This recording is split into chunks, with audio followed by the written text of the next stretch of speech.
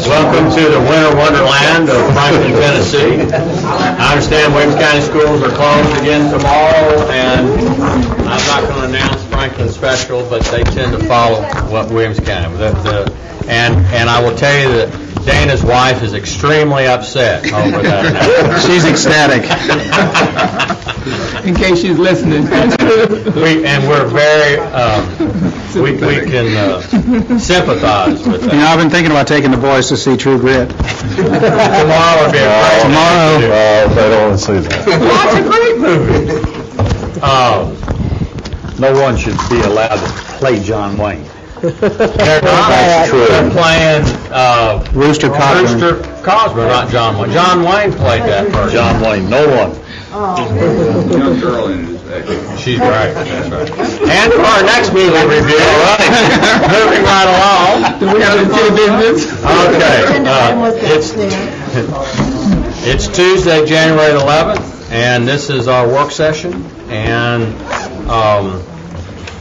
as usual, we have a section for citizens' comments and on things that are not on the agenda. And if they're on the agenda, we would ask that you wait till that agenda item comes up. And I guess we've got some people here from Boyd Mill, and you are not on the work session. If you'd like to, are they? Yeah. Where are they? Did I miss that? Item 7. I'm sorry. Never mind. You're on 7. That's right. So we can talk. Okay. Item number 3 is discussion on the hazard mitigation grant program. We have. Well, it's Tom Marsh to come up. We wanted to provide an update to the board. We've gotten some new information just at the end of December that we wanted to share with you that impacts the program, and we've had a very open process since September of last year, where we've had opportunity for citizens to voluntarily indicate their willingness to participate in the hazard mitigation grant program, which is essentially a purchase of significantly impacted flood-damaged property in the floodplain, and allows us to take that property and turn it into green space. And we had 25 properties submitted and have been working with that. We received word at the end of December of our funding level, and that affects how we go from here. I'll let Tom kind of take you through the rest, and we'll answer any questions you have from there. And we wanted to give you an update of the 25 property owners that initially submitted questionnaires. One property owner had 2 properties, withdrew before we really got into it, and staff, kind of an initial review, we saw that 19 properties were probably good consideration that we needed to study more. And we were in the process of studying those 19 and trying to gather some of the detailed information that we needed for the application. Then we got the memo or the letter from TEMA, the official notification that told us that our share for phase 1 of the hazard mitigation grant program, as you see in the memo, there's actually 3 phases. Our share of phase 1 is $1.1 million. When we saw that kind of significantly readjusted what we were considering the city's capabilities would be for at least the phase 1 purchase program. And in your memo, I just went through what the phases were, what we know. Phase 1, the deadline for application is March 31st. So that's what we are definitely focusing on right now. And it breaks down, like the $1.1 million, that does include the state share of 12.5% and the city share of 12.5%. I won't reread those to you because you've got them there.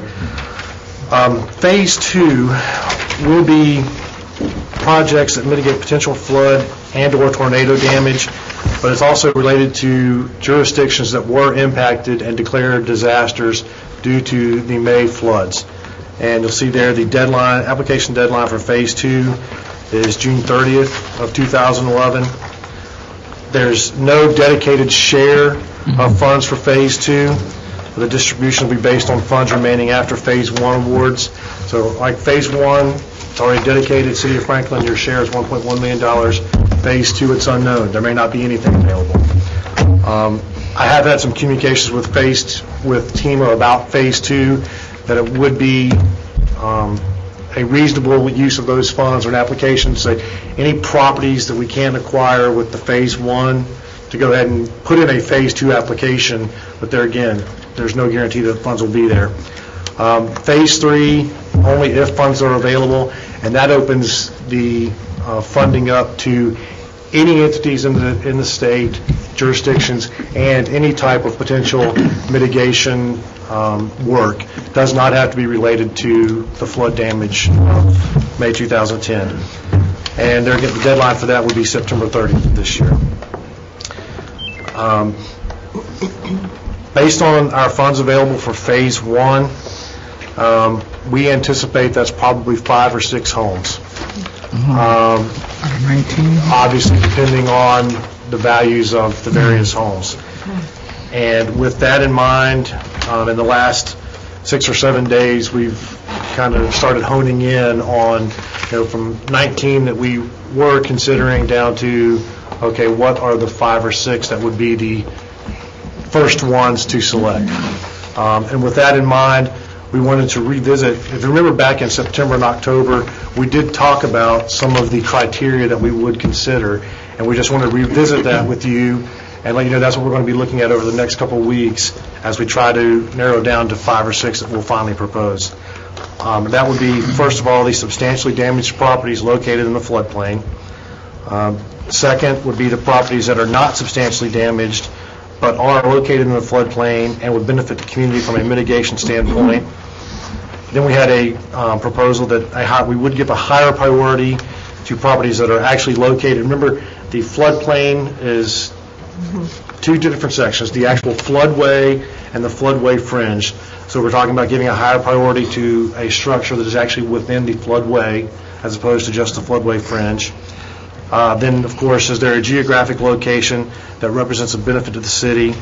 Then the last thing is we've talked about all along, the anticipated long-term maintenance costs. Finally, just to reiterate the potential financial impact, the city does expend the funds and then get reimbursed by FEMA.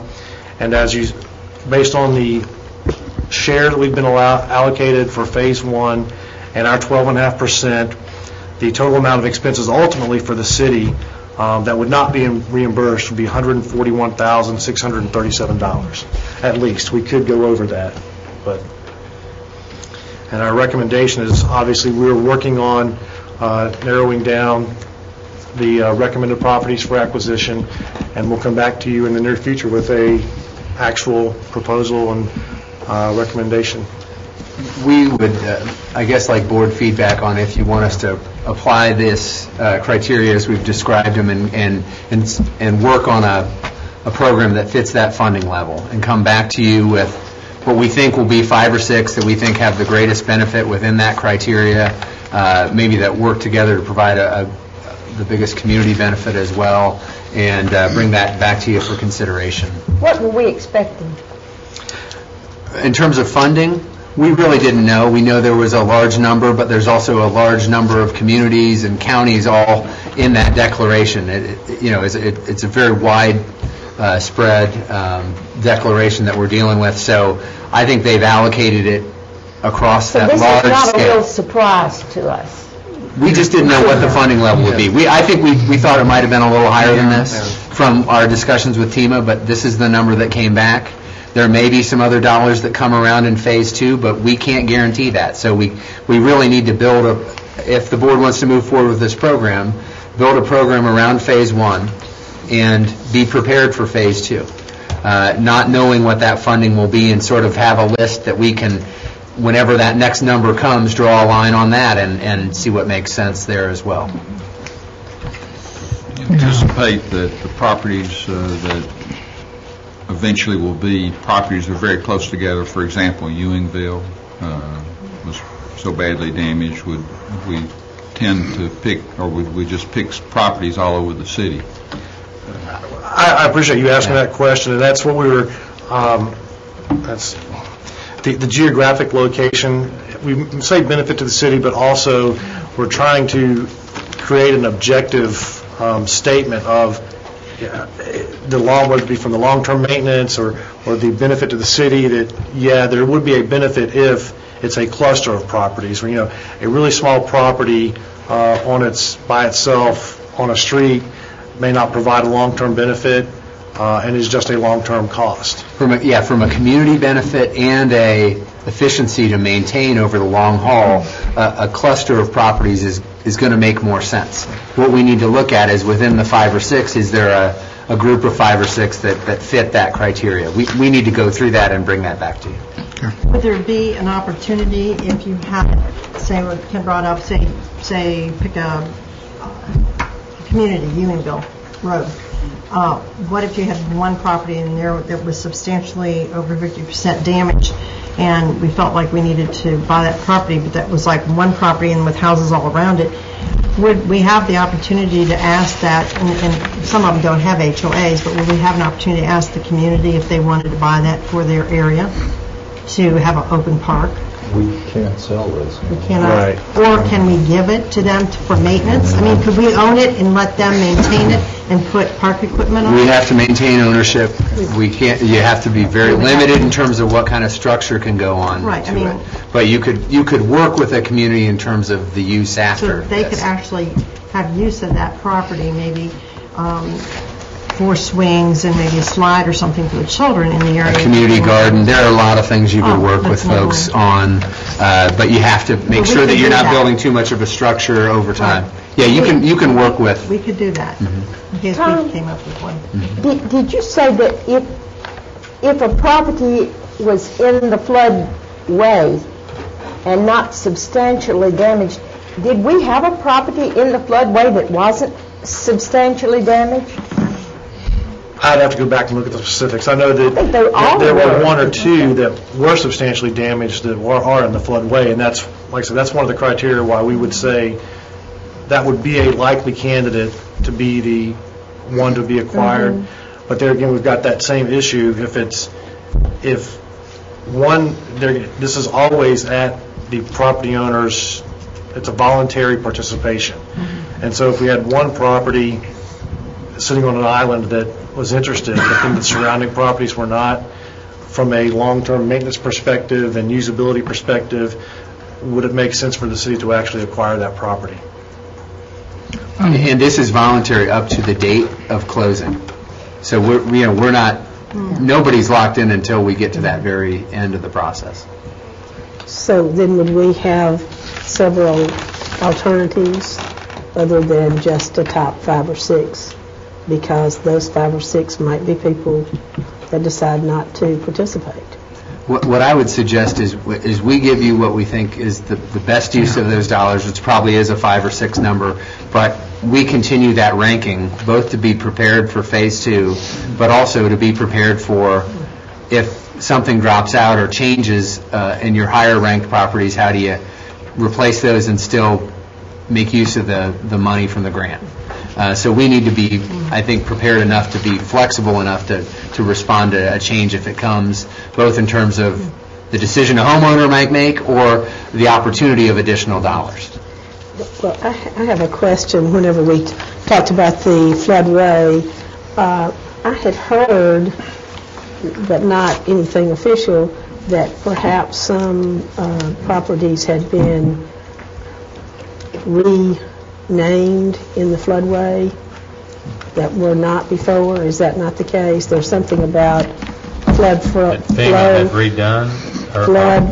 flow as opposed to backwater, which to me means floodway and flood fringe.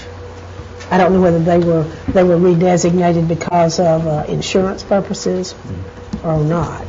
But I'm asking you. Yeah. As I say, I'm not aware of anything. I just heard this. I'm not aware of anything recently, but yeah, with the new maps that became effective in 2006, you remember there were some properties that had been in the floodway or the floodway fringe that then were out, and others that had been out that had, so that was kind of with the 2006 mapping, and since then, there have been a couple of areas that have been restudied, so they may have been reclassified, but nothing. But not recent. anything that's already built has Not been really. restudied, has it? But as I say, I didn't know whether this was maybe for some flood insurance, because I did not think we'd had any other flood studies done. Well, I'd be glad to see you go on with in this direction with what you're doing and bring back to us what you've determined. Any other questions? Thank you all. I know that's time-consuming and difficult and a new learning experience for all of us involved. And so when we have our next flood, you'll be prepared. Well, for those Let's people, hope we're- and also keep in mind for the people affected. Absolutely. It's Okay. extremely serious. And just a little public service announcement, FSSD is closed tomorrow. MAC is open. And Williams County Schools are closed and extended daycare is open. So that's our public service announcement for this evening. Okay, item number 4, discussion of board support for state legislation amending provisions for the serving of alcohol in a historic performing arts center.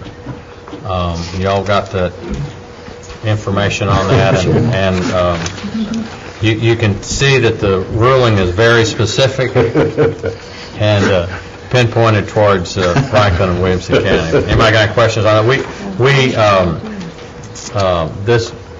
The state legislature, our representative wanted our support on that before they took it. They would like a resolution of the board of support. If you're okay with it, we'll bring something forward 2 weeks from now for you to vote on. And this basically takes existing state code and amends it to fit a historic performing arts venue in Williamson County into that definition. That reminds me, is it right now is the appropriate time to maybe ask the legislature to do some private acts for us?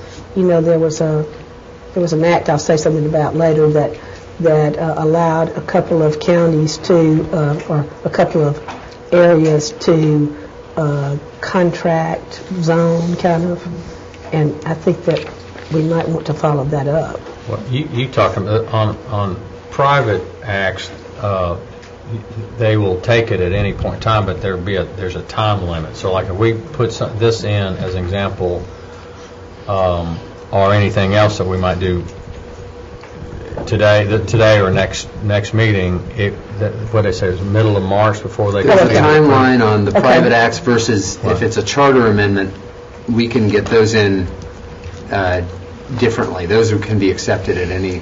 Well, this had to zone. That's more of an open process. This was those special zoning that only fit a couple of municipalities in the state. Is that right? Mm-hmm. And let us look at that. Okay. Because the timeline probably is running on it too.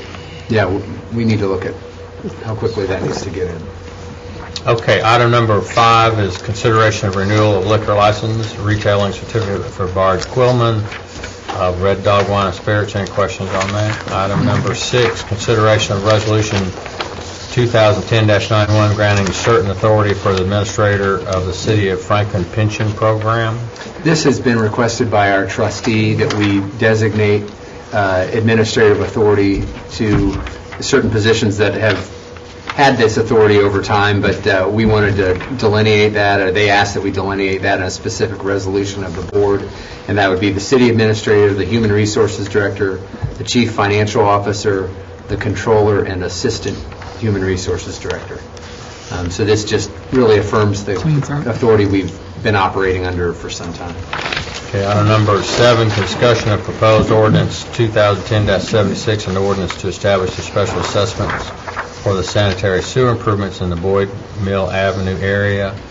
And I wanted to, there was some question about this. We passed this on first reading, but we brought it back to the work session, but it's on tonight for a public hearing and second reading as well. But we brought it back to the work session because there was some questions on that. So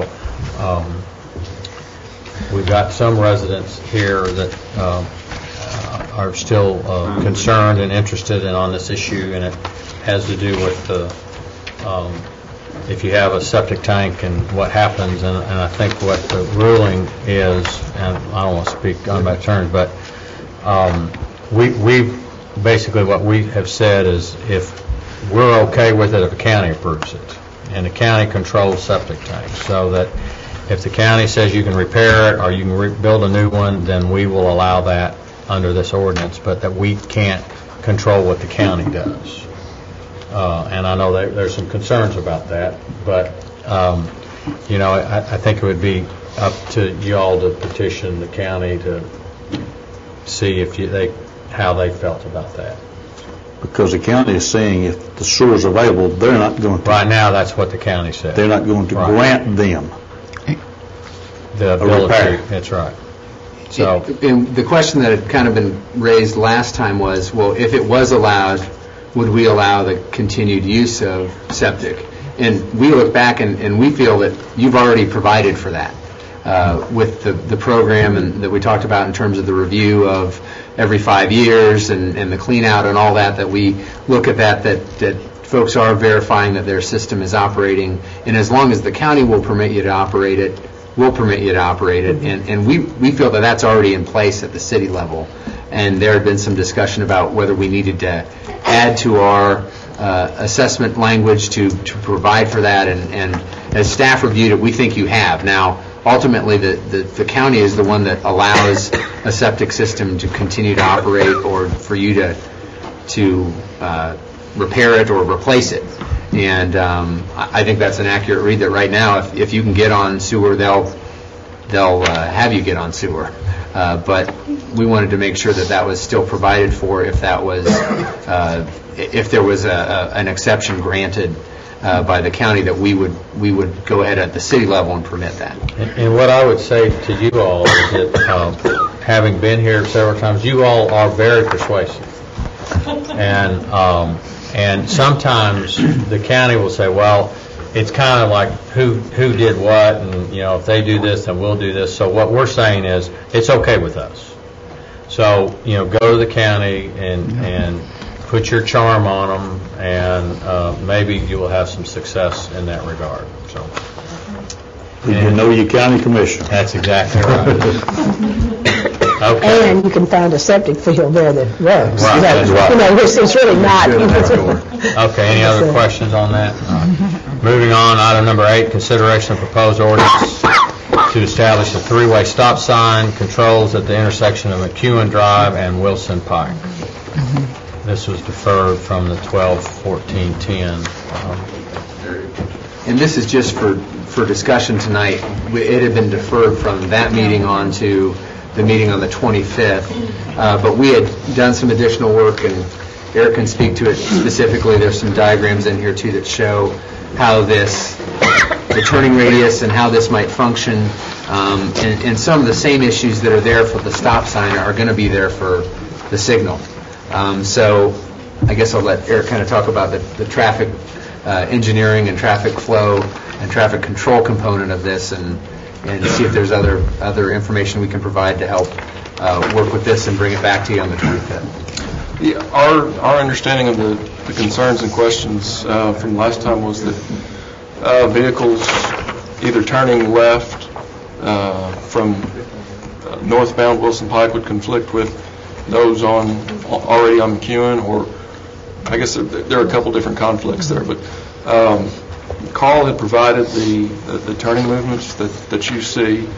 As Eric said, whether it's the existing condition, a temporary signal, an existing signal in the future, or a 3-way stop, no matter how it's done, the stop condition has to be moved back far enough so that the conflict isn't there.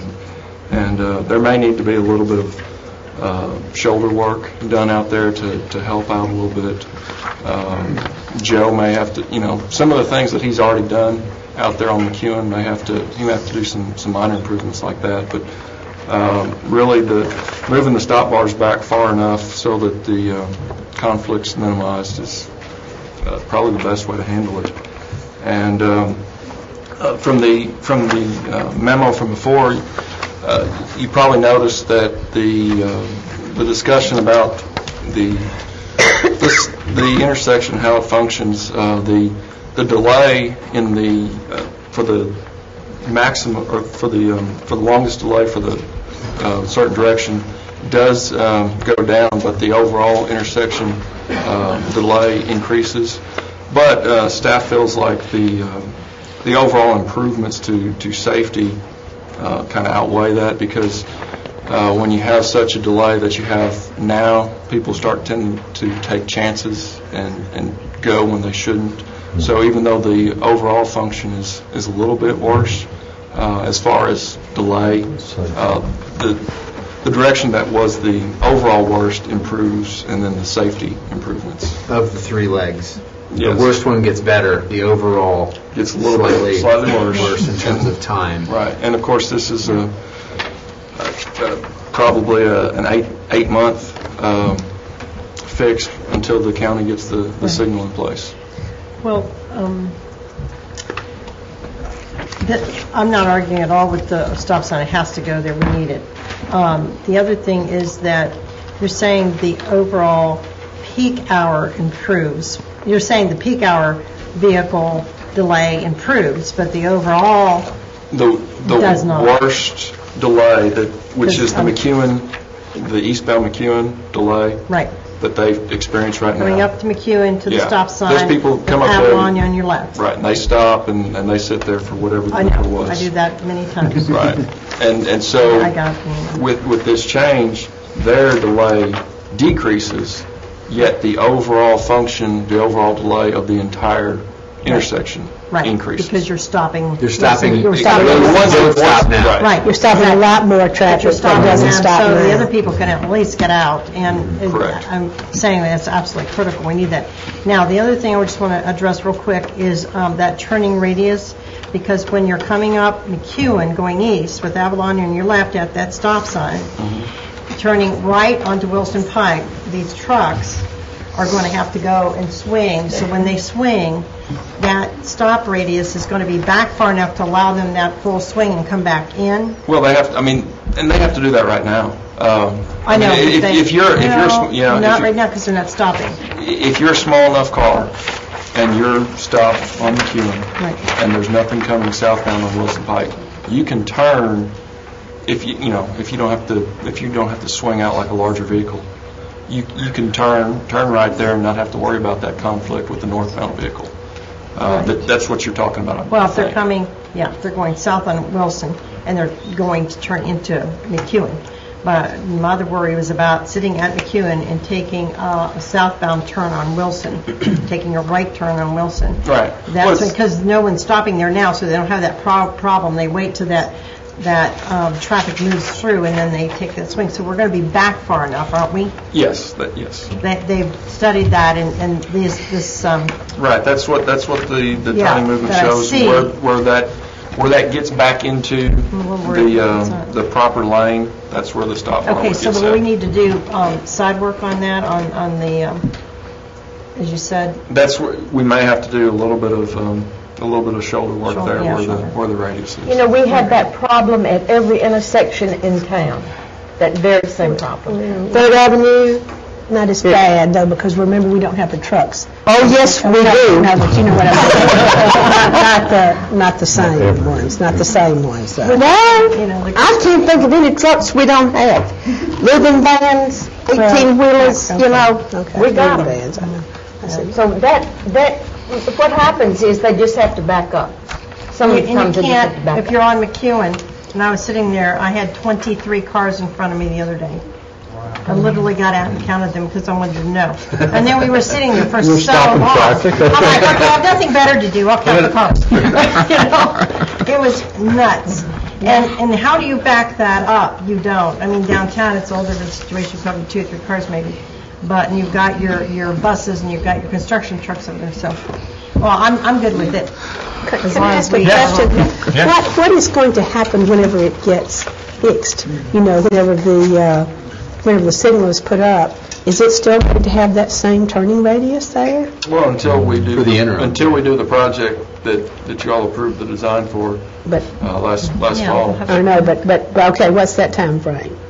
I believe it was about 2 years. 2 years, 2 years. Dealing with 13. the coordination with the railroad, TDOT, and building the bridge.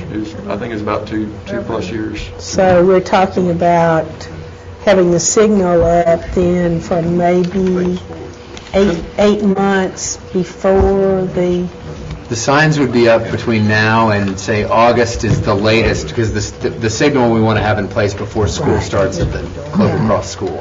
Okay, so maybe a little bit more, maybe more closer to a year then. Year before we and a can half get that our- you'd have a signal work- without the road Our work widening. done, though. Yeah. Okay. I'm concerned, because it's going to really have to get all done before it really works, isn't it? Yeah. So the best flow. Thank you, Eric. Okay, item number 9, 10, and 11. Consideration of ordinance 2011-01, an ordinance to amend Chapter 1 of the Franklin Transportation and Street Technical Standards as adopted by reference in Title 16, Chapter 11 of the Franklin Municipal Code to provide for appealing the city engineer's order or decision. This provides for a fee for that appeal, similar to what we have with the Board of Zoning Appeals, et cetera. It's at the same rate, $250. It just provides for that. We don't anticipate a whole lot of these in a given year, but it at least provides a set fee and matches what we think is a pretty similar fee that's already in place. And this provides for codifying that in the various chapters that we need to put that in place. And how is this handled now? What's that? How is this handled now? Well, I mean, is there There an appeal? It Is there an appeal? There really isn't one. That's what I'm that's kind of why we created the board. Ordinance 2011-1 is to establish the appeal process for the streets standards. There is no appeal process right now, That's other what I than wanted. directly to the city engineer, and from there on, there is nothing. So, Other than a court of law. court of law, yes. That's your only other next step. So what this does is establish that appeal process, and then also does the fee. So, and then the other two are just doing the fee. I think. You've created the body. This provides for the street standard component to go through that body, and then the associated fee. Any questions? Okay, thank you, David. Item number 12, Interplanning Commission review of site plan and conditional use review for Mid-American Distributors for a temporary fireworks stand on 132 located at 1270 Lewisburg Pike in the second voting district. This is just signing off on what the county asked us to do. So. I can't understand, if we don't allow these things to be shot in town, why would we give them permission to sell them? Well, Because it's not in the city. it's not in the city limits. It's in the urban growth boundary. It's in the county. Well, why do we have to approve it? We don't. It's a communication. You can vote against it. It doesn't matter, though. It doesn't matter, that's right. It's just, the history behind this is that the city used to complain furiously when they would approve something in the urban growth boundary and not let us know about it. So this is And so this is their letting us know about it, so if we want to complain vigorously, we can do that, I guess. So that's, Harumph. Yeah. huh? Harumph. Harumph, that's it. Don't we already have one Yeah, Libby too. off of Liberty over there? Yeah, at my There's- neck there's of one- woods, Mr. Williams' property. Kind of We in a don't donut hole those over there. fireworks stands too far, we let them go by those. Yeah, you wouldn't be a lot There's of- plenty of area in the county to shoot them things on. Yeah. Well, and another thing is, it comes before, Margaret, it comes before us, if you have some kind of knowledge or something that you need to communicate to the county that maybe they're not aware of, or we want to, that gives you the opportunity to have them communicate that. Okay, item number 13, consideration of amendments to the professional service agreement with Smith Seckman Reed to add flow monitoring of the sanitary sewer systems at a not-to-exceed cost of $125,000.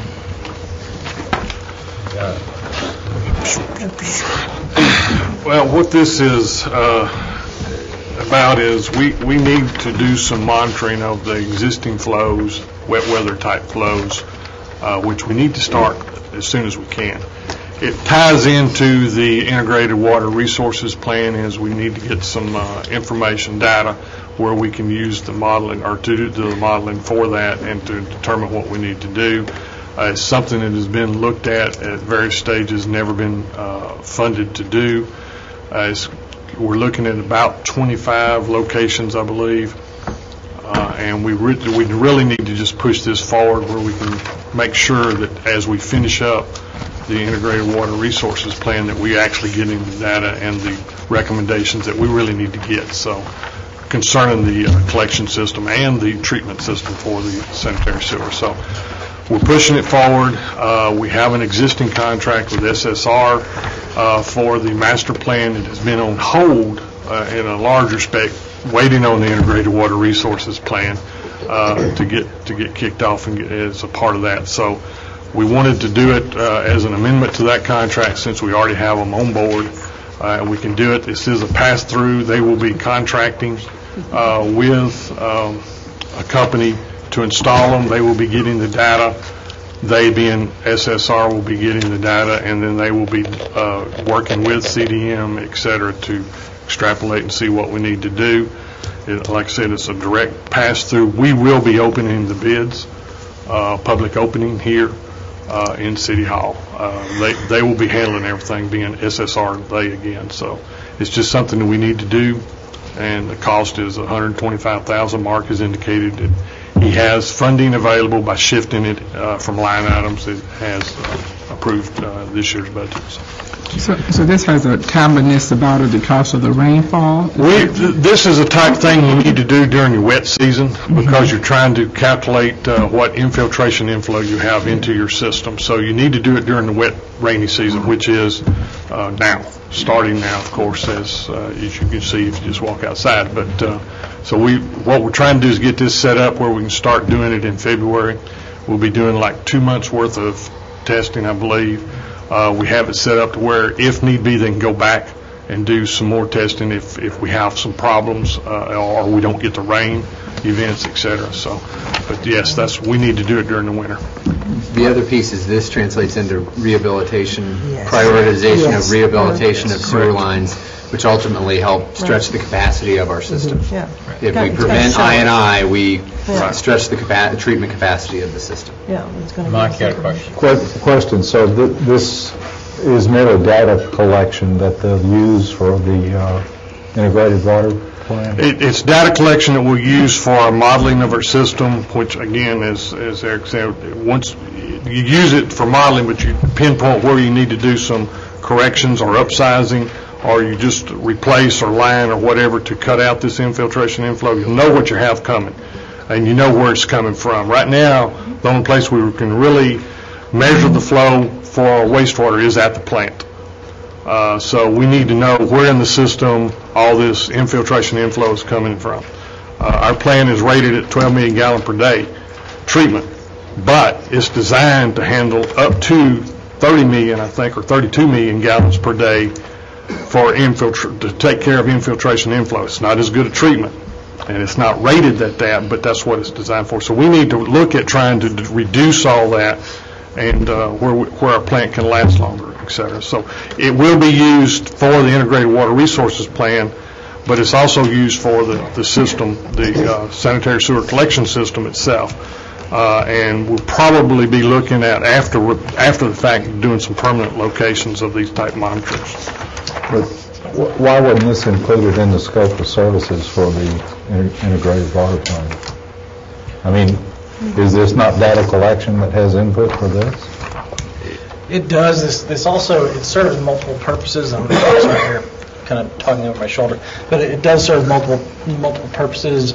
We've talked about on a number of occasions the condition assessments that the department's starting to step through in our collection system, distribution system.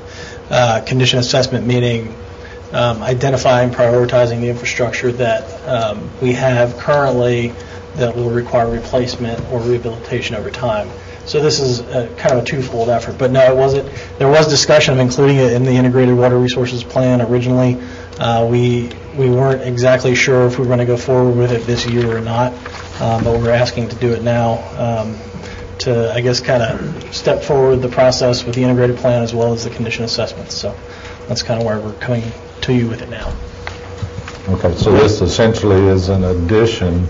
Yep. I know it's not through that contract, but this is additional money for that process. Besides the million four, whatever it was then. It's overall sewer. Didn't you say that in extreme emergency we could pump 32 million gallons through the wastewater treatment We plant? did last year. We do. We've actually exceeded that, but yes, we do, where we can. What equipment? It's been are you delaying? tested. We have, we requested the purchase of a sewer vacuum truck. I believe the budget is, I don't recall the line item budget, but it's far in excess of $125,000. So you're just going to delay that, put that money there? Yes, ma'am. Instead? We put that in the budget for this year in anticipation of possibly buying it. We think we can extend it out at least another year. So trying to make the most of it. It seems to be functioning pretty well at this time. Okay, thank you. Any questions? All right, thank you, guys.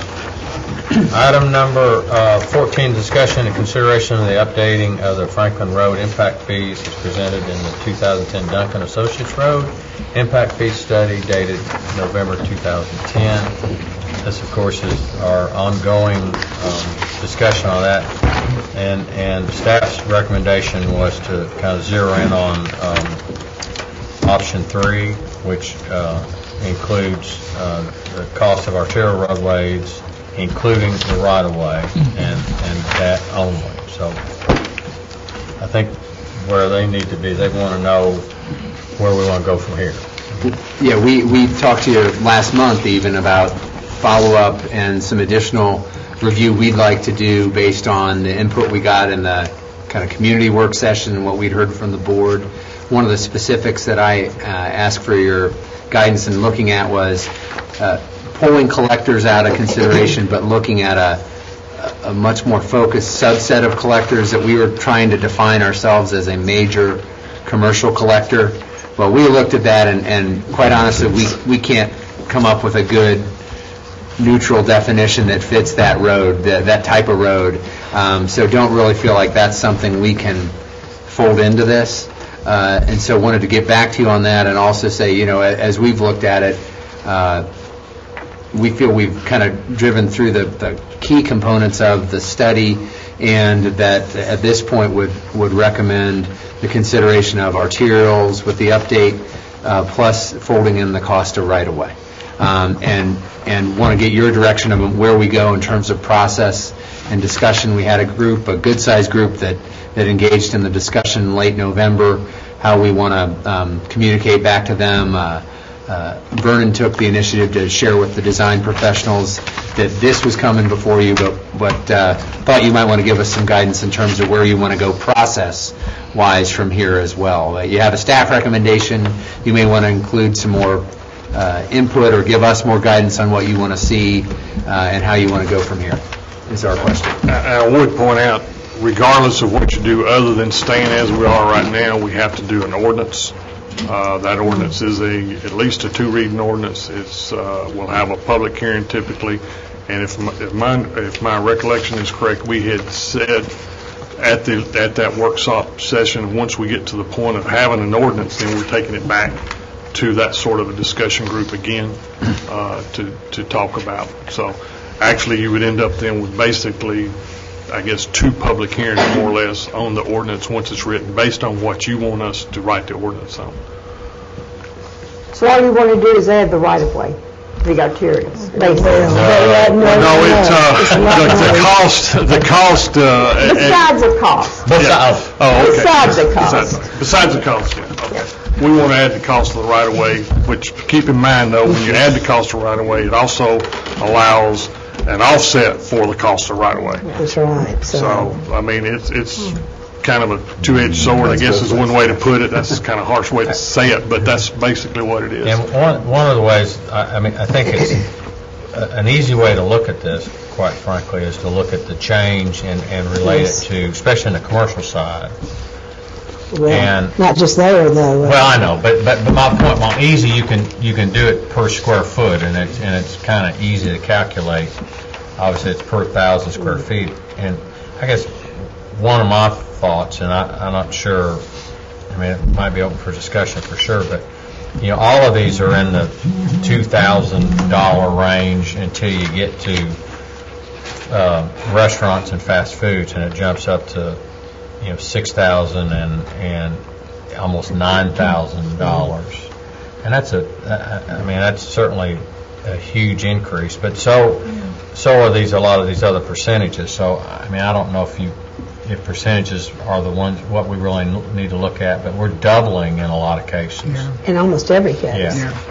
Yes, that is a great concern. And I would also say, the thing that we don't have to implement, 100% of it right off the bat. I mean, it's possible to float this in over a couple-year period or something, and that might be a little bit more palatable. Kind of have a target number in mind, and maybe we say these are our targets, but give us everybody a little bit of time to get into it. There may be some. You mean add a percentage each year? Well, I don't know. I don't think that makes people any happier.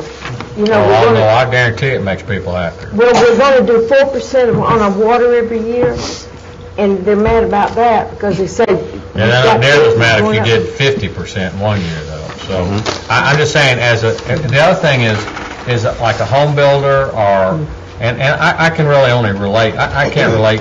Pearl might be able to talk about a nursing home or a church or elementary school, but as a home builder or a builder or a developer of retail, these costs are not instantly recoverable, and so the cost of a home, this has to go into the cost of the home, but the value of the home is just what the market bears. You can't just add the cost to it. And the same way with retail and leasing, there's a market rent out there, and you can't get it. Doesn't matter what your costs are, you can only rent for so much. And so if we price ourselves, and I will tell you that home values and commercial leasing space have dropped significantly in the last 2 years. Yes. And so what we're doing is we're saying, okay, we're not recovering our costs, so we're going to tack it on to you all. But not only that, your home prices have dropped, your percentage of returns have dropped, and so you just have to make less money if you're going to build or sell in this community. I think we need to be very cognizant of that, especially in this current time. Market is getting better, market is getting stronger, but I think this huge of an increase at one time, I'm not saying we shouldn't increase it, I think we should, but I would like to see a scaling factor that maybe we went up, maybe took 30% of it the first year and another larger percentage the next year, maybe got it in on the third year or something. One is that gives everybody the opportunity to adjust to it. And there may be something that it could actually even, maybe spur, maybe stimulate, knowing that it's going to happen. But it also gives people the ability to pass that along as the economy gets better. We will stimulate economic development by taxing more. By threatening to make it harder to do later. And I knew I shouldn't have said that. I knew I should have said that. But there's some truth to that. So I just think if we did it all at one time, it would be a hard burden. And what we also need to know is that the builders and the developers aren't absorbing this. They're going to pass it on. Yeah. So we're passing it on to homeowners and other things. And is that what we want to do at the moment? Well, there's not too many meetings that pass that we're not looking at some road project to build also, and a method of financing some of that. So somewhere there has to be a happy medium in there that, and again, what David said, I'm not sure how you have the offsets in there, and whenever you do those offsets, you're costing you that, but you're still getting offsets against that whenever you get ready to do some of the cost on those things. But only to certain people. That's right. Only the developer gets the offset. If you've got, as an example, if you've got a company that just developing the land for residential, they put that in and they get the offsets. But the home builder doesn't get those offsets, but the cost of that is passed on to the home builder. Exactly. So the home builder then has to pass it on to the buyer. To the buyer, And at the end of the day, the buyer's the ultimate payer, but the developer actually gets his offsets back. And so, If they build the road. if they build the road. If you can sell the house. Yeah. That's where we get the road. Well, typically, the developer gets It it back doesn't by do selling. any good to get the road built if you don't have any end product at all. And Eventually. I'm truly partial to the some commercial phasing. Some side. phase it in. To the commercial side. But I mean, but that's where well, I wouldn't say most of them, but that's where your biggest fees are, without question.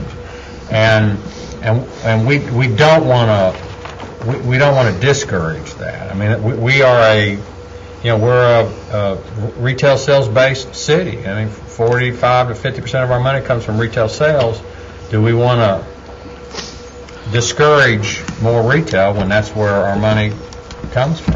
Well, we've done phasing. I'm not saying not to do it. I just feel better with the phasing part. It says here that the cost per lane mile has increased by 2/3 since the last update. When was our last update? 2000 and Was it 7 or 8? 2008, because it was after we were elected? 2007. So you're saying it's gone up 2/3 in, 3 years? Well, could we get some kind of chart with this phase in? Well, you tell us what you want, we can provide, Well, I don't know or we what's can best we thing. can actually One do way some would scenarios. be, one way would be without the right-of-way. That would cut it down from I'm just looking at the top one, 93% for single family down to a 24% increase. You know, my reaction to that is I think ultimately we need to get there with right away. I really do. And so if you Well, it's also how much we're paying for the right-of-way. Yeah. I mean, it may not be worth what it was 2 years ago either, except that we've been paying 2 years ago prices for it. there's some truth to that too. So Well, none of the appraisals are coming in any less. Right. We've also had appraisals on floodplain, on things that are flooded, that are still worth the same thing they were before they were flooded, that we bought. So what do you want to tell you want to I don't want to do it full blast, that's for Right. sure. The phasing in. You'll look at it over 3 years. And as Ms. Peterson just said, or somebody just said, we could, maybe the first phase is like the cost or an increase up to what it would be if you didn't include the right-of-way. I'd Maybe that's include the one way. right-of-way. Well, I'm saying that And then particular add chump, right-of-way. that particular chump, and then go after that. second or third year or Yeah. something? So don't go 30, 30, 40, just leave the right-of-way out of the first year? No, I'm not saying leave the right-of-way. You go in and set it up to where you're going to do the right-of-way, but maybe just jump it like, part of your say pay. 25% the first year. That's what increase would be for a single family without right-of-way. So that'd be maybe a good cutoff point, 25% the first year or something. I don't know. That's just an idea. And we need to look at some of the numbers for how much the right-of-way is. I mean, what I'm trying to say is how much a part of the cost that is. You said that in here and everything, but I haven't seen. We've got a few people that might want to say something. Okay. Chris Yeah, Pasquarello about please. fell out of his chair. I know he wants to say something. You want to look at their signature. You got to come up here. Come to a mic. Brian Heckles is over there. Yeah, I'm sure you have something. Heart attack. It's all on. One of the other ways to also sort of mitigate the economic impact might be, and it may already be in place, is that, in the past sometimes projects that had site plan approvals were grandfathered in whatever the fee structure was at that time they got site plan approval. So, and I don't honestly remember if that applies to road impact fees, but that may be another way to sort of mitigate the effects, because a lot of these projects that have site plan approvals, their financing's in place, their budgets are set. They have a challenge having such, even over a 3-year period of time, having significant increases in their cost structure, especially now that all of our pro formas, all of our schedules have been extended 3, 5, 7 years. So one other idea may be to once this ordinance is passed, any projects that have, and I don't have one, so this is not a, This is not a self-serving comment, but any project that had a site plan on or before that date, maybe they're locked into the But original rate. now, here's the thing with that, though, our site plans have been good for 1 year. Yes. And then we have given an extension of that, and then we're giving, I think the staff could do that, and then another one. So once you start putting a lot of years on it, if it were just our own regular site plan, with the time frame on it, that could be one thing. But it is something to look at, I definitely think. Definitely. I know that versus a concept plan, which is indefinite, you wouldn't want to do it because you got a lot of projects, a lot of lots on the ground out there that are concept plan approved, that then you really would, the effect would be very muted. But I think even with a couple of the extensions in, how many site plans would it really affect? I don't know. How many lots? We have a number that have come before the planning commission, yes. I understand there's lots of probably extent, but I guess the impact, anyway, just a thought. Typically, the way we end up writing the ordinances when we do make a change is there is some Effective. point that is effective and whatever's approved prior to, and basically we have to tie it to site plans because, again, concept plans are not committed for anything, but site plans do. So we can, that's typically the way we do it. But that's a part of the ordinance that you would pass. Thank you. I'm Charles Carlisle. I'm with the Bristol Development Group. We're working on the redevelopment, or I guess it's the new development of the remaining Jameson Station property.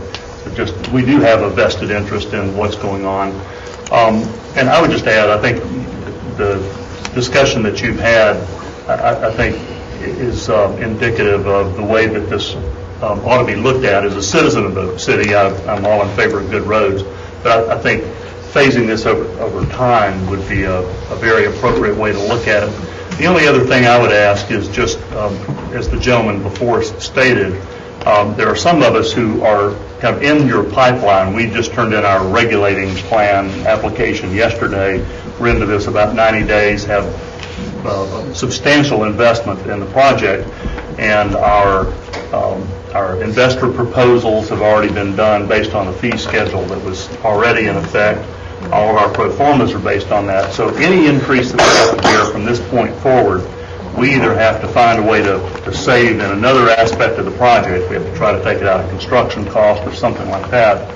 And particularly in a rental apartment community, which is what we're working on, those fees as a percentage of the cost of the project are a good bit higher than they would be in a $1 million brownstone condo kind of project. And so they have a real effect on the ability to get the project financed, or on the rent that we have to pay. But as the mayor said, the market really sets what the rent is. So it comes back to whether or not we can get the project done. So just giving projects that are in the pipeline perhaps enough time to get to a point where you could pull a building permit before significant new impacts take place. And you could put some kind of time limit on that, so that projects that have been submitted up to a certain point in time, but have to be approved by a certain point in time or something, so that they're not unduly delayed or something. I'm just thinking out loud. Yeah, right. And building permits are definitely a lot less more concrete than even a site plan there. So I think that would make a tremendous difference. I do think your point is correct, that knowing the business is that by the time these guys pull the trigger, which they basically have, they've got all their money lined up and they know what the market is and they've got their financing in place. A good quality developer would anyway. And it's hard to, it's hard to restructure that halfway in the middle of the process. So, and we don't want to we don't want it to be viable now and not viable 6 months from now based upon something that we might have done. That's well, but in reality, the money does change. You can say what you want to. The money does change. Thank you. Thank you.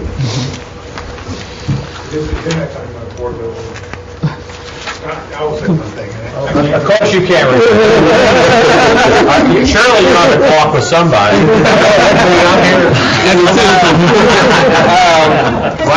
I've seen it at 45 minutes.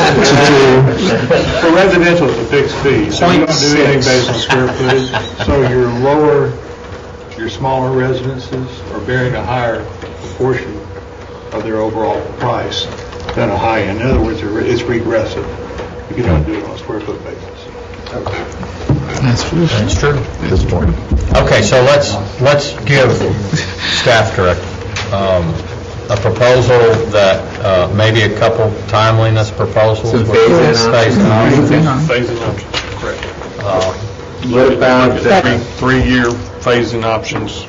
do you want us to draft an ordinance with that, and then we can go back to the work group that you talked to a couple months ago? And We did say we I attended that meeting, that was. and I think that would be good to go ahead and have an ordinance We in need to place. draft Here's the- it, be a draft ordinance, present it, get feedback, get it to you. Okay, so, et cetera. so my suggestion would be is you draft an ordinance, take it to a work session, get some kind of consensus out of the work session, Correct. then have a meeting with the group of builders, developers that we had. do you want us to propose phase-in options for both arterials with right-of-way and arterials without right-of-way? With right of You way. want, Well, if it's without right of way, you can just go ahead and put the numbers. Can you just use the numbers that are here? if you If want. it's without right of way? Okay.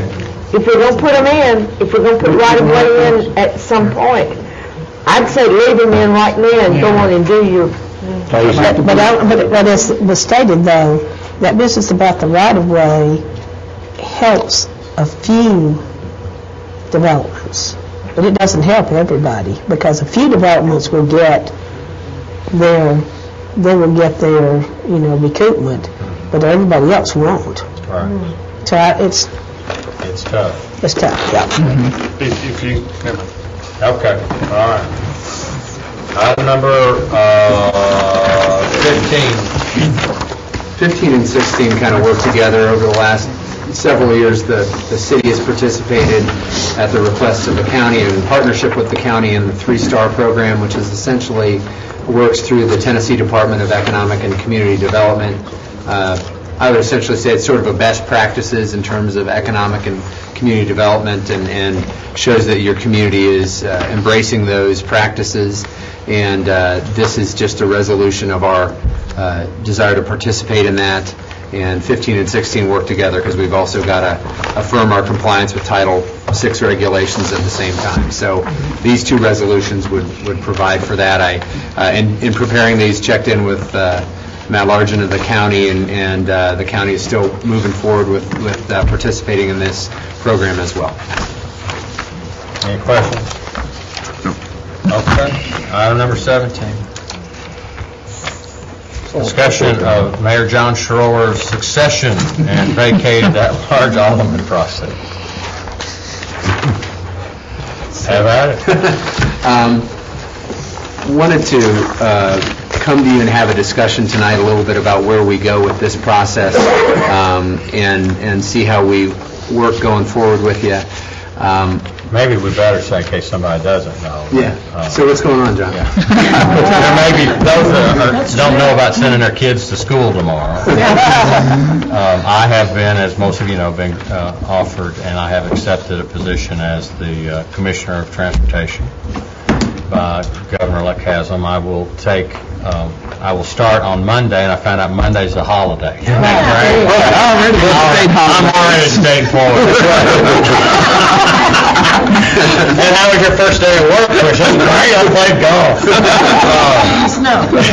Oh, you got paid for doing something. But I will not, for several different reasons, I will not officially resign until the night of the 25th. And so that's kind of where we are. And so for those of you who are interested, that's what's And just to going on. kind of go through the logistics of that process before we get into the other elements. On the 25th, what would happen at the 7 o'clock meeting, Mayor Schroer will prepare a letter of resignation or indicate his resignation, the board will need to vote to accept it. At that point, the vice mayor will be sworn in to serve as mayor between now and the rest of the term, or till the election in October of this year. And then from there, you also need to go ahead and elect a new vice mayor on the 25th as well. So those are the three things mechanically that will need to happen on the 25th. What we wanted to focus our discussion on tonight is really our process beyond that. And I guess I'd break the discussion into two primary components. What the existing charter says and our interpretation of where that takes us. And then there's a natural second piece of that, which is what do we think the charter ought to say down the line related to this situation or related to other situations you can easily think of that we could find ourselves in, because the charter doesn't speak with great detail about how succession might work and some of these elements. And so we work with what is our best interpretation, and Shauna and her staff have worked to really work through that and come up with a description of what we think is the most appropriate reading of what the existing charter says. But then there are going to be other things you say, well, it should deal with this situation, or we should be more clear about the situation that we're in, and that would be helpful going forward. So I guess I'll ask Shauna to kind of take you through some components of that and where we are with the existing charter, and then talk about what that process looks like and get your guidance and just facilitate a discussion amongst the board about that process. Well, when we were looking at the charter, we were looking at it not just in the situation we're in now, which is Ken being vice mayor who's an at-large alderman. We also looked at it as what would happen if the vice mayor were a ward alderman. And the ward alderman would step into the vice mayor role. If we say the vice mayor isn't actually, if the vice mayor is serving as mayor and doesn't actually become mayor, then that ward isn't going to be represented. It could not be represented in this case for 10 months. And I'm not exactly sure that's the intent of our charter. And if that's your intent, then let's make it clearer. Let's do some working on it. But with that said, if we like the idea that the vice mayor serves as mayor, becomes mayor, I'd still like it to clearly state that as well, and what happens after that. Our charter just is really unclear, and we were being very conservative when we were analyzing this as to what would happen if. And in this case, you have an at-large alderman who's going to be up for re-election in October anyway. It's not as dire a situation. However, had you have been a ward alderman and that ward wouldn't get votes for 10 months, that's really not. I don't think that's where you want it to be. I don't think that's a good place to be either. So I'd like to see us change the charter and be clear as to what you want. And we can take it either way. It's something that you guys really need to sit and think about. The key point, too, is the charter provides, and our Roberts rules also provides that mayor chairs the meeting, and by definition does not vote. So, but in the case, except for the case of a tie. So, in doing that, we have reduced the amount of representation in some way. So, do we need to act to be back to a full board strength?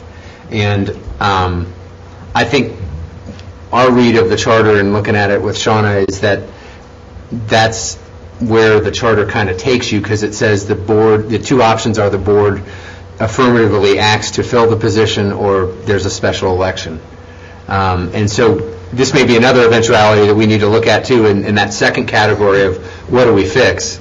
There's probably a timeline where you're so close to an election where you don't do it. And what is that? And so that may be in that second category of what do you fix and when is that window? And there may be 8 or 9 different opinions about what that window should be, but there are some things that are in other elements of state law that don't address Franklin specifically, but address other board and mayor and alderman forms of government that we may want to look and essentially copy that in a charter fix going forward. Okay. And you may want to describe that window that people use. Before you go on, what are we talking about here right now? Are we talking about here's what I hear you saying. We're talking about maybe changing the charter, fixing the charter, whatever, but are we talking about the process that we're in according to what we're bound by right now with our charter and what we need to do for 2 weeks from now?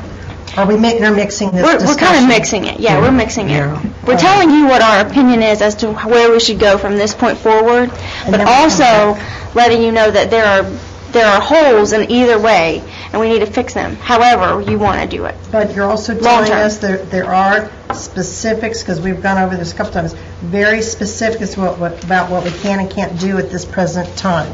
Well, yes. For this position. If it's our opinion, and if you agree, and we are just advising you, it's your thing. But if you agree that the vice mayor becomes mayor, doesn't act as, but becomes mayor, then his position's vacant.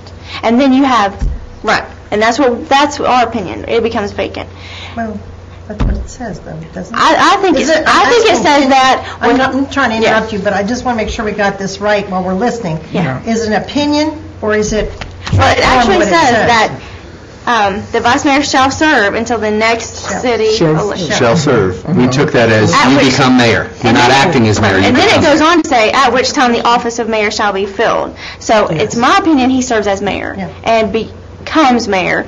And I think that if you don't look at it that way, there's a potential to have a whole ward not be represented for a period of time. And I don't think that's really what you want. I think that's a scary place to be, because a whole ward, if this would have happened a year ago, it could be a year and 10 months before our next election. Well, we would have probably have had an election. Well, election every 2 years. No. Oh, you have that option. That is true. You have a special election option. I want to say this. On the next to last sentence, it says, it is my belief that the legislative intent of this board at the time it changed the charter was to ensure that vacated seats get filled. I mean, I was a part of that, and to tell you, I'd like to hear from other, because I guess there were 5 or 6 others of us here. I thought that the idea of changing the charter was that we had the option for a special election, not that we were required to have one. The option, how you feel it, whether the mechanism. The mechanism is your choice. But no, that we had the option of a special election. Right. That, not that we would that we would have to have a special election if we could not. Yeah, because your hands if we could not. But I think we said that it will be filled. Yeah, you shall fill it. But now I want to tell you, some of us that are not the legal, when it says shall and will, there's will is maybe and shall. That's right. That's right. I mean, I'm not going to voice an opinion. I'm going to say about what I think we did when we changed the charter. Okay. And I think the discussion was, and is based upon what happened previously, is that the board mayor and alderman could not come to a conclusion as to who the next alderman would be. And then there was no provision after that. There was nothing that could be done. And so that we wanted to make, that's what happened. They just couldn't make up their minds, and so nothing happened. Yeah, they had no other alternative. They had no other alternative. So we added that clause, and then the one that said, and any other thing that the state allows us to do, so that if we couldn't come to a conclusion as a board mayor and alderman, the next step would be either a special election or anything else that the state provides. I remember it slightly different. I do too. I want to hear what you say. Is that there were those in the room who refused to believe that we already had the power to do anything else the state law permitted us to do, and who, I will strive for tact, conveniently ignored that we already had the power under state law to do one thing or another, and therefore did what they did. Because I thought it was, I liked the idea of a special election because it would have given the ward some say-so.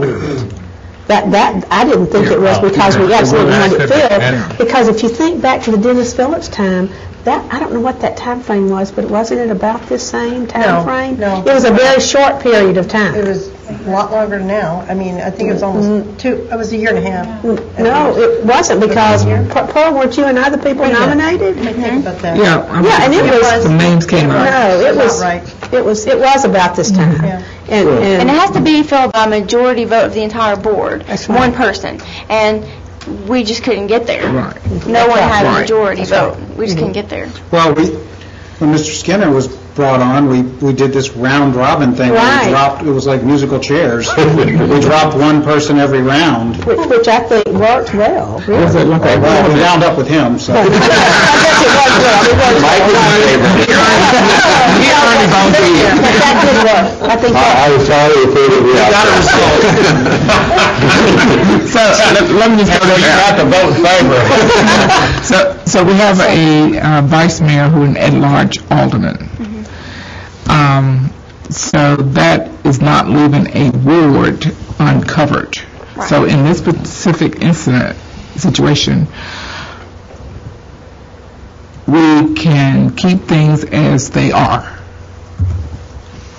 You can't, the charter doesn't make a distinction between a ward and at-large alderman, only in how you're actually voted in. And so the charter doesn't give us any authority to say that a vice mayor can be treated differently if he were at-large or ward. They all have to be treated the same. And so when we were looking at this and analyzing it, we wanted to say, well, you're an at-large now, and that's really good because we don't feel like we're leaving any ward unrepresented. Right. But what happens if? Right. And that's phase 2 for me. For me, right now, we have current things that we can do, decisions we can make based on the individuals that are being named. However, phase 2 is we need to clean up this in case who's a ward or. Well, let me just throw this out, and this is the part that I really want to make sure you guys understand. If you are a ward alderman, and if you had been a ward alderman, and we opine and you agree that you step into the office of mayor, become mayor, and you're a ward alderman, you could technically lose a period of time of your alderman seat. If you either don't run for mayor or don't get selected as mayor, you could technically lose you do lose your seat, and you don't get to come back down and serve your unfilled term Unless you run. But see, your spot, as if he were a ward this time, wards aren't being elected at this time. But you would be. But what about special election for it? You can include the ward. That's right, you can include the ward for a special through your election. term into that election. So that position would be up. That position would be up. Wait a minute. Okay. Hold on, let me make sure I understand this.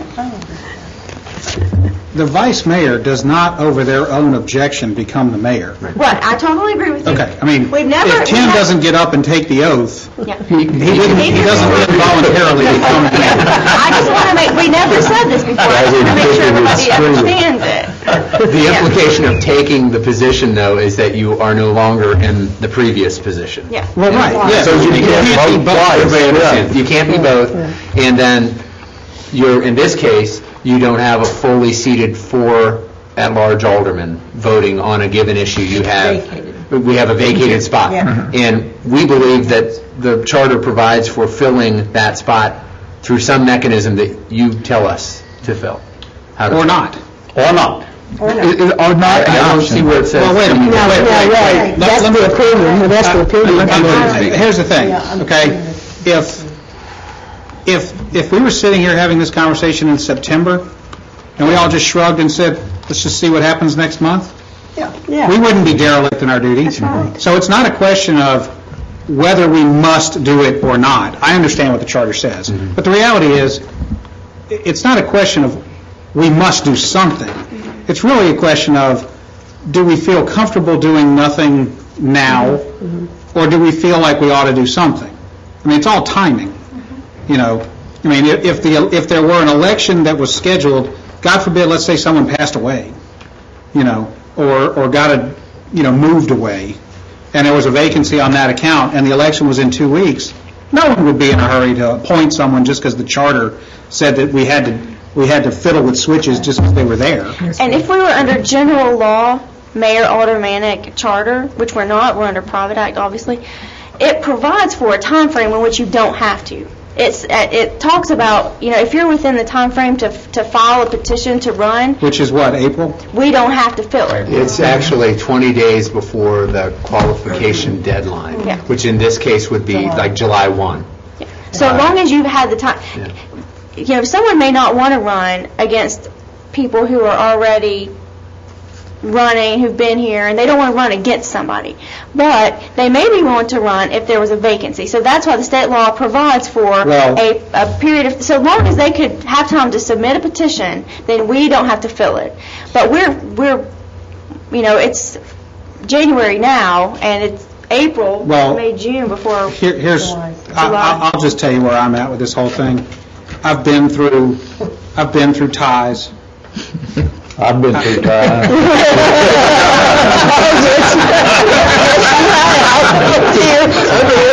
And how did you feel about it? I was okay with the tie, I wasn't okay with the results. Mr. Barnhill will remember that at the time, I advocated that the decision should remain with the people and not the people's elected representatives, because we are as close to the people as you get and go on a ballot. Yeah. There is no layer between what we do and the people, unlike any other office. It's different. And for better or for worse, the people who vote in municipal elections, by and large, are very motivated and informed, self-informed. And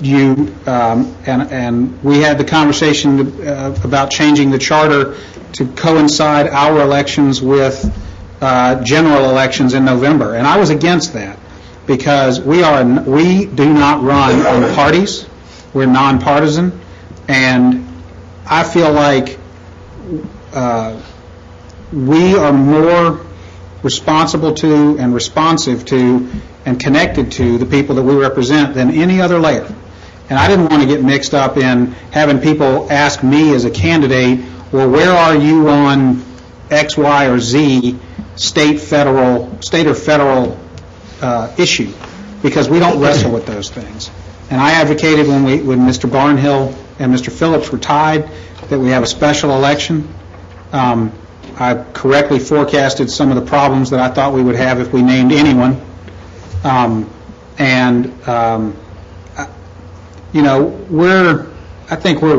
If we have meetings every 2 weeks, we're talking about 12 to 18 meetings. I don't see on our horizon any monumentally important issues for which we can't, the 7 of us, get by. From time to time we have issues that need to be resolved by, I think, as many people as we can get. I might feel differently if it was a ward. I would not want a ward going unrepresented, especially some wards that have only their ward, aldermen. But in this case, I say Ken serves as mayor, and we leave that seat empty. And one other reason that I think that that's a good thing to do is I already know we're going to have a number of well-qualified, interested people, and I think that's good. But I think the right people to pick the successor to the vacant seat are the voters. And I think that if we leave that seat open, we will have a much more vigorous, much more interesting, much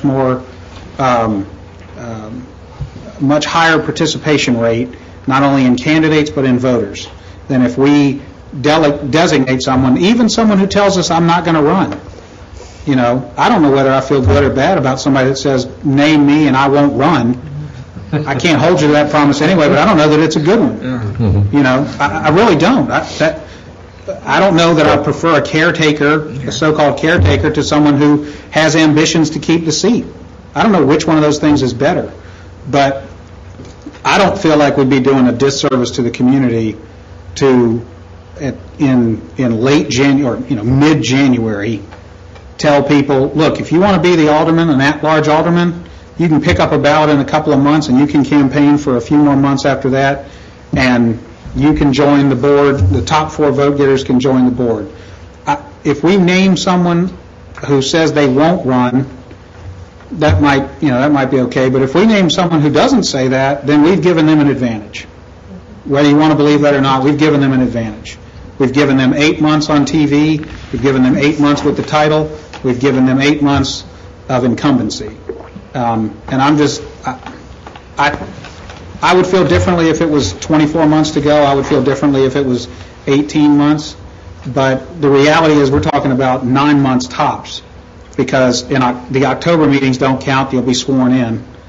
So you're talking about February to September.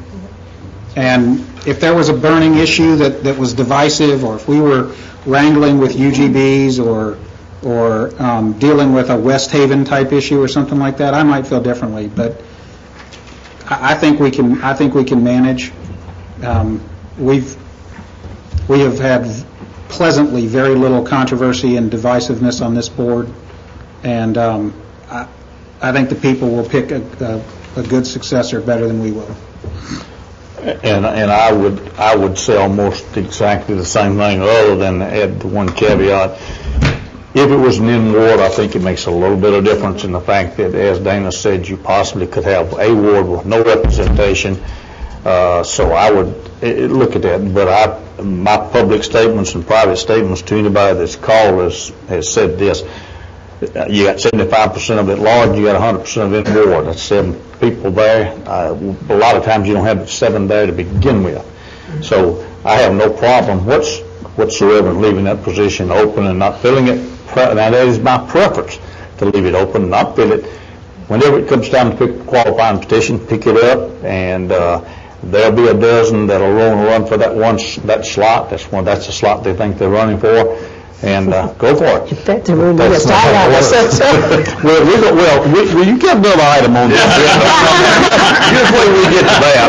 For what it's worth, if it were a ward seat that was being vacated, I would advocate for a special election, because I would not want to see people who were not eligible to vote or serve in the seat select that seat. Well, that's what happened before, and I thought that's the reason that we tried to have, say, elections. I'm not concerned about the price tag. I mean, I'm not indifferent to the price tag, but the price tag is not the best reason. That reason doesn't concern me so much. If we were talking about a vacant ward seat, I would feel much more strongly about going ahead and doing something, because those elections are, if we put it on the at-large, if we put it on as a special part of the election, it would be 9 months out, and I would not at all want to see the board appointing a ward alderman. It's a different animal, but in this case, especially too, since one thing that is different now is that we don't have the authority anymore to meddle in things that we used to do. So, or that there were those of us who wished that they did. So, we don't have to worry about the things that, department heads and all that kind of stuff. We don't do that anymore. We have one employee. I had a question, particularly if we are just 7. How does that, is there an occasion in your mind that you can think of where it would affect the voting adversely? Of course. There are several times when you have to have a majority of the entire board, and having a vacancy counts as a no vote. So, you have to think about that.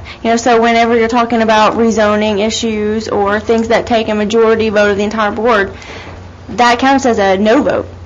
Is the mayor, is it 9 or is it 8? It's 8.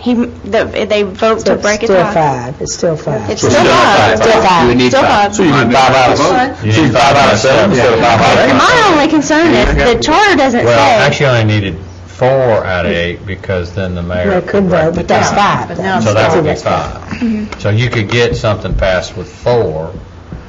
Well, but 5 out of it. If the mayor was in favor of something, then you only needed 4 votes in the affirmative to get something passed. So if you had a 4-3 vote, it would pass. Is that passes it? But now let me tell you, there's some other situations where it has to be 5 out of the alderman. It cannot be broken by. Or if she says that the empty seat is a negative vote. Well, that's conceptually it's a negative vote. It's not literally. It's not literally, but. It doesn't count for your four. And let's go All back. that means is that if we don't fill it, we're less likely to make a stupid mistake. Seriously, I'm not to be facetious about it. I agree with that. If something is divisive, if something is divisive, maybe it should fail. Yeah. Your charter says that you shall fill it. The charter doesn't say that the board has the option to decide whether or not they can make do. for a Okay, period of Counselor, time. what are you going to do to me if I say no? Yeah. It's not about what I would do. I mean, you're opening yourself. It only takes 10 citizens to file a suit saying that we're not doing what we're supposed Okay, to if do. 10 people file suit, I'll fill it. I mean, that's what promise you I will. And I don't want to be... I just don't see that happening. I mean, if 10 people really want to get motivated and demand that we fill it, all right, I've miscalculated, but, we can do it if it comes to that. I'm not trying to play a game here. It's just, my sense is most people are comfortable if we tell them we're going to have an election in October. Most people get creeped out, or not most people, but there's a whole lot of people that don't want to see us pick an alderman. Yeah. They don't like that. They've seen that happen, and no disrespect to Mr. Skinner, but they've seen that happen, and people get their feelings hurt, and there's controversy. And I'm not terribly concerned about hurting people's feelings, but as I said when we broke the tie between Mr. Barnhill and Mr. Phillips, the office of alderman deserves the legitimacy of having been elected, not appointed. Well, if somebody does sue us, we can get a placeholder. That won't be a problem. But let's wait till then. Well, if that's what you guys really like to do, I would like for you to change your charter to say not. I need to rewrite I to allow them. Absolutely. Make it May. I'd like to see a time frame, so if it's too close to a charter. Let's get one issue out of the table. The one issue we want to make sure that is when Ken accepts the position of the mayor, he becomes the mayor. Amen. I would think that. And then there is a vacant at-large alderman seat. Right. Everybody agree with that? So that's the position there. So that goes off the table. Okay. And then I think the great discussion as to what we want the charter to say, and whether it say you shall or can or will, or do you think you consider a timeliness? I'm just throwing No, that out. I understand, and I know that rule writers like rules, okay? But I think the board will know. I mean, we cannot forecast every circumstance under which this situation could arise. That's true. Appointments, people moving, people dying, people resigning. These things happen, and each of them is different. And I've served on numerous iterations of the board, and one thing I feel like usually happens is when decisions need to be made, they get made. Even if that decision is to not name a name. Now, let me ask, does everyone still like the idea of having the option of a special election? I personally do. If it's, if there's a long time frame there. Yeah.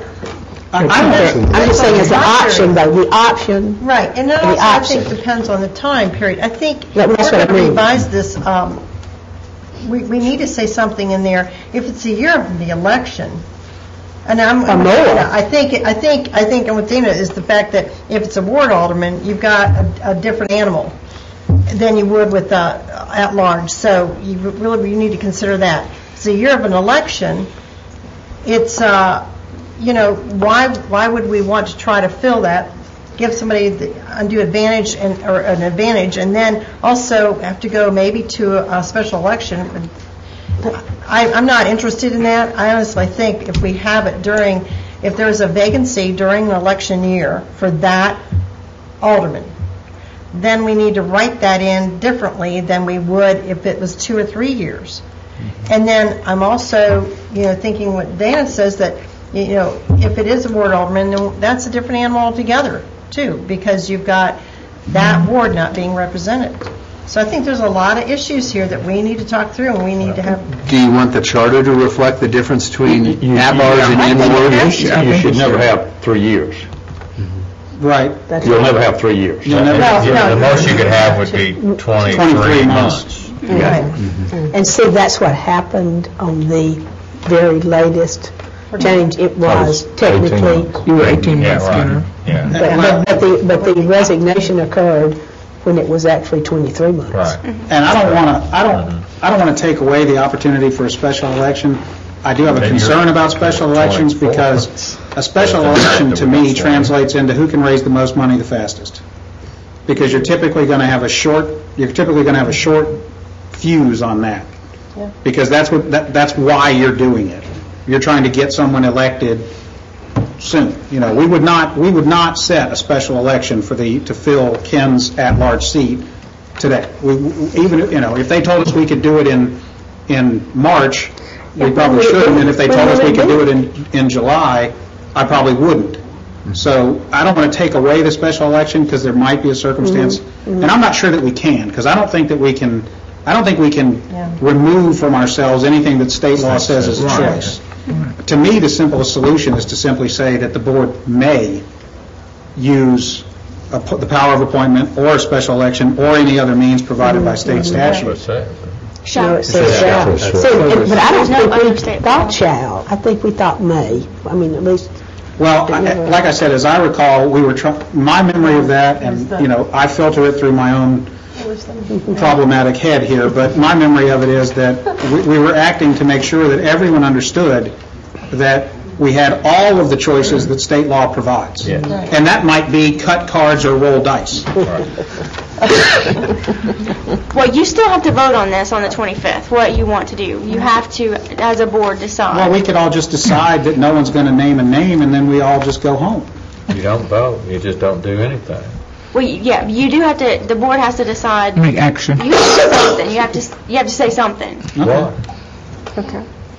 Why? Because the charter says that the board shall decide what they're going to do, and they have to. You have to decide what you're going to do, and you're talking about it, but you haven't decided what you're going to do. My motion is that we have this matter placed on the ballot in October. Well, we will have it'll be on the agenda on the 25th, and you'll decide, or maybe the 1st of February. I don't mind deciding in next meeting that we're not going to do anything. Yeah, that's fine. Okay. All right. That's what'll be on there. I still want to put my 2 cents in because your opinion does not matter. This way would be. Your opinion does not matter. That's why I haven't said anything. Because of these consequences on the vagaries of the votes about the negative vote being, that there might be some unintended consequences because you've always got that vacant seat out. Well, here's the unintended consequence that I would prefer to beat, and that is I don't know anything about who I might be appointing. They have not run the gauntlet of being elected. They have not gone out and knocked on doors, or maybe they have and they didn't win, or maybe they did win and we know what they would do. I'm not for any of that. that is an excellent comment right there. Yeah. It happens. I still think that. I got one more comment, and Speak. It's really difficult sometimes. I think the thing when we rewrite the charter is that we don't want to be so specific that we are in a corner next time, and that may be good that there is some vagrancy or wiggle room in there as we go forward. And I think maybe Alderman McClendon has kind of indicated there's some wiggle room. And the word may. Well, I mean, we might get our hand forced, but... So right now it says shall. We've got those 3 things. But it doesn't tell you when and shall. I like that word may. And so if the motion is we don't have a time. that we're going to fill it in the next election, then that's shall. That's when you're going to do it. Yep. All right. It doesn't say shall within a period of time. It says shall. We've never had a mayor that wanted to leave us. Well, you don't know that's true. Well, I don't. We've never had a mayor that left us. No, they usually have to be dragged out kicking and screaming. And that's so true. I still like, if we take applications, if somebody's motivated enough, if they take the chance that they're going to only serve 8 months, or if they use that for a stepping stone, you know, they put the time in, and they, okay. And you'll get a chance to vote on that 2 weeks from tonight. We do have one other issue. We also have an executive session we need to get to, so it's short. It won't take long. This, item number 18, discussion of the at-large alderman election, which is kind of a continuation of this discussion to some degree. We already did it. No, No, a little different. Okay, what is it? In the past, and I've looked at this for several years now, several months, several years, to throw out and pick out the 4 top vote getters in the at-large alderman election probably isn't the best way to handle that. You could have, and this doesn't totally solve, but you could have 6 votes in one ward based upon 4 at large, 1 in ward, and the mayor. And they've done that. And they've done that, kind of, haven't they? Well, yeah, and what I was I just asked legal to take a look at it sometime or other. What I looked at was something similar to what the judges are doing, where you've got, just for the lack of a term, you got a Judge A, Judge B, Judge C, Judge D, and if somebody wants to run and you want to fill the A slot, and I'll do the B slot, and you do the C, and you do the D, or however you want to do it, if you drop out and there's a dozen wants to run, they may want to run against your D slot on there. But right now, they're running against everybody out there. That's true. And we really and truly, to be perfectly honest with anyone that's at large, we campaign against each other. Yeah. You know, we're campaigning against each other, and we're out fighting for that vote against each other. And never have been particularly comfortable with that, but that's the way it's been done. And I've asked legal to take a look at that and see if there wasn't something that we could do to change the charter and at least have some designation. Ideally, if the at-large were somewhere or other tied to the ward where you did not get 6 votes possibly out of 1 ward, that would be the ideal situation. Right now, I don't have that. That's not a luxury that we have or we have. And I just asked them to take a look at that and see if it wasn't something we could do. And I don't know whether the board wants to do that. I don't know whether the at-large alderman won't even look at something like that. But bless my heart, I've never run unopposed. You better. Well, there's a reason for that. That's probably true. That was proposed right before the last previous. Mr. Klatt liked that idea a lot. Exactly. And in fact, it went through the committee.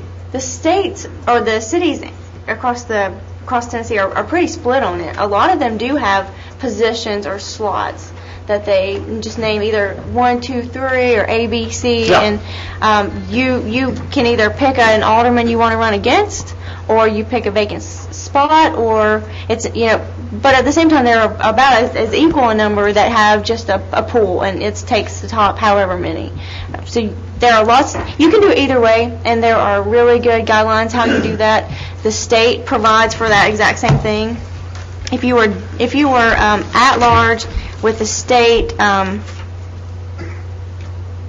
general rule, you would easily be able to do this with position 1. They call it position 1, position 2, and position 3, so on, however many your city allows for, and you would run in that position. But whatever you guys want to do, it's totally up to you. You can do it. I think that's not a bad idea. We did do a little work just to look at the mechanics of this, and also the other stuff we talked about in terms of charter amendments, and just to kind of give you a general time frame. The quickest any amendment like this, you would need to vote on it. It goes to the state. The quickest we would expect action back from the state would probably be second week of March. The other component is as it affects the election process. I just asked a general question about how this would work, and the response I got it would be best to have this decision made prior to the petition availability, which is April 22nd. Right. So it'd be tight. You'd be dealing with a fairly tight time frame. You could probably do it if you wanted to do it, but we would get it back mid to late March, and then we would need to take action at that first meeting in April if you want to do it. It can be done, but it's tight. Could apply. It could apply this time if you wanted to do That would it. have to be a majority of the full board. It would need to be And that is the two-thirds. place where the vacancy. Two-thirds. It is very important. And in order to take it to a legislator, They've said two-thirds is what they've. Two-thirds, that's right. But then when it comes back, you need to have a majority. That's gonna be If the two-thirds. state legislature's passed it, then we really have to You have pass to it have with two-thirds. They said they want Two-thirds. two-thirds. I see When it some- comes back, it has to be two-thirds. I see some benefit to doing it in that it discourages single-shot votes, which really may skew an election. Yeah. Which I've never heard about until I talked to Actually, it doesn't discourage them, it just makes them, it just means if you really only care about seeing, Clyde elected, then there's not sort of a penalty to the others that you didn't vote for. It's just, you might go only vote in slot one. Yeah. Yeah. Right. And not, but, I mean, No, but what I'm saying is When you're running against when you run against everybody. everybody, if you really support one person, then the best way to do that is just vote for that one person. Right. Yeah. Well, it also kind of permits gaming the system, because you could have the 4 top vote getters and only have 2 of them elected. Meanwhile, down in some uninteresting at-large race, you could have 50 votes cast and one of them becomes at-large. Meanwhile, 2 people in other races that got 1,000 votes apiece lost by 10. Yeah. Oh, well, another possibility, and I don't know whether they do this in Tennessee or not, is that if you don't get 51, isn't that the way they do it in Metro? If you don't get 50% plus 1 vote, then you go to a runoff? I believe that's the way they do it in Metro. So would that be a component of this? That's right. Well, that's something y'all have to do. You guys would have to need to- decide that. But are we concerned that, okay, if we go to this position thing, these are at-large people that represent the whole city? Yeah. So with that scenario, you could still have people have fewer votes, and you could have them, than somebody else that was in another position that had more votes from the citizens, you see? So now it's really not decided by a majority of the vote, That's interesting. just by that individual competition. That's interesting. See? And do we want to do that? It's decided by a majority of the vote in each of the 4 positions. No, but I see what you're It's saying. at I see what large, you're see, saying. this is not like a ward. This is supposed to be election by the entire city. It is elected by the But entire if city. You can go out, you can vote for 4 candidates. We have 4 slots. 4 spots. I understand that, but think of, if there was another one that was only 2 contestants, and both of them got more votes than somebody in the next, Yeah. you see? Yeah. Doesn't that bother you, that the people will have voted for another person that doesn't make it because he's teamed up? No, I know what You you're see? saying. I know what you're Hard saying. for that to happen. Well, that could happen, and it could still be all in the same ward. Well, and the other thing is, it would make incumbency, it could significantly increase the power of incumbency. Because people could look at the last election and say, well, I'm not going to run against Clyde. He got 1,200 votes. I'm going to run against... That was his intent on this. Well, You can always run for a ward, and then you can run on a post. where do you live, Clyde? No,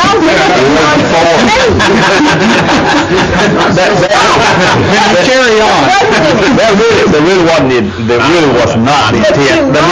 That may be a result of, but it really wasn't the intent. The intent was to look at this in some manner in which the large are tied, not necessarily A, B, C, and D, but to 1, 2, 3, and 4 wards, so that you would have an at-large alderman from Ward 1, at-large from... That's not going to happen. No, that's just like more this. ward alderman. that's where I was before. That's what we used to do. Well, because you were saying, like you have, And everybody, Everybody that's votes, what it whether was. your at-large comes from Even the if you ward. had to live in a ward, everybody in the whole city voted for you. That's where it was. it's like right now, you've got 1, Yes, 2, absolutely. 3 people. Yeah, I did that. What was that? I was Can I make a suggestion? Would you all like to continue to discuss? Yes, because we need to do that. But we John, we need to make, if we don't get it done. I understand. You all can decide that 2 weeks from tonight. Do I have a motion to go to executive session? So moved. Second, say aye. No.